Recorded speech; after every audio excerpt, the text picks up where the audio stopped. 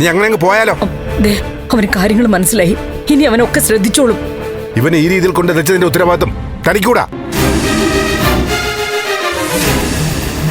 എന്തിനും ഏതിനും മക്കളെ ന്യായീകരിച്ച് പിന്തുണ കൊടുക്കരുത്.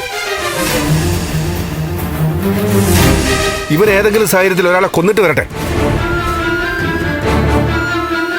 അവിടെയും താൻ ന്യായീകരിക്കും. സത്യങ്ങൾ മറച്ചു വെച്ച് ഇവരെ സംരക്ഷിക്കും. മതി സിദ്ധു, ഒന്ന് നിർത്ത്. നന്ദന് കാര്യം മനസ്സിലായി. കണ്ടോ, തനിക്ക് ദേഷ്യം വരുന്നു. നന്ദന് മനസ്സിലായിട്ടുണ്ടെങ്കിലും താൻ മനസ്സിലാക്കുന്നില്ല.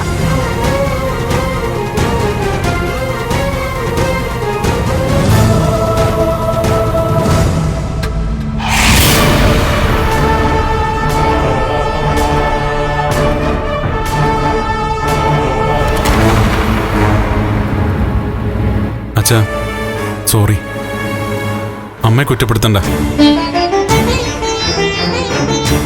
എന്റെ ഭാഗത്തുനിന്ന് വന്ന തെറ്റ് തന്നെയാ. എനിക്ക് പെട്ടെന്ന് ദേഷ്യം വന്നുപോയി. ഇനി ഞാൻ ശ്രദ്ധിച്ചോളാം. ഞാൻ ആന്റിയെ വിളിച്ച് സോറി പറഞ്ഞോളാം. എന്തായാലും ഒരു കാര്യം ഉറപ്പാ, ഈ വീട്ടിൽ എന്തോ സംഭവിച്ചിട്ടുണ്ട്. സാധാരണ ചന്ദ്രൊത്ത് നടക്കാത്ത കാര്യങ്ങളാ ഇപ്പൊ സംഭവിക്കുന്നേ.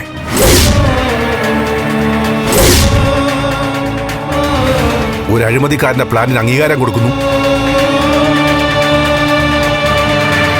ചന്ദ്രമതിയെ പോലൊരു പാവസ്ത്രീ ആക്ഷേപിക്കുന്നു.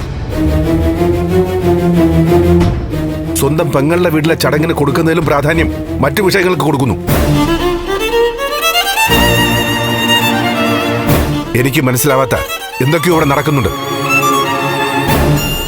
സിദ്ധു, നന്ദന്റെ പ്രവൃത്തി സിദ്ധുവിനെ വേദനിപ്പിച്ചതിൽ ഞാനും സോറി ചോദിക്കുന്നു. പോട്ടെ, ഇനി അതിനെക്കുറിച്ച് പറയോ വേദനിപ്പിക്കുകയോ വേണ്ട. നന്ദൻ ഒരു ദിവസം ചന്ദ്രമതിയെ നേരിട്ട് കണ്ടു തന്നെ സംസാരിച്ചോളും. പോട്ടെ, ക്ഷമിക്കേ.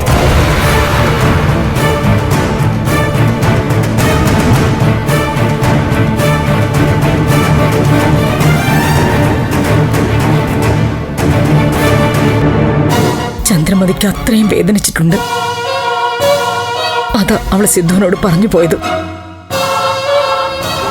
പാവം.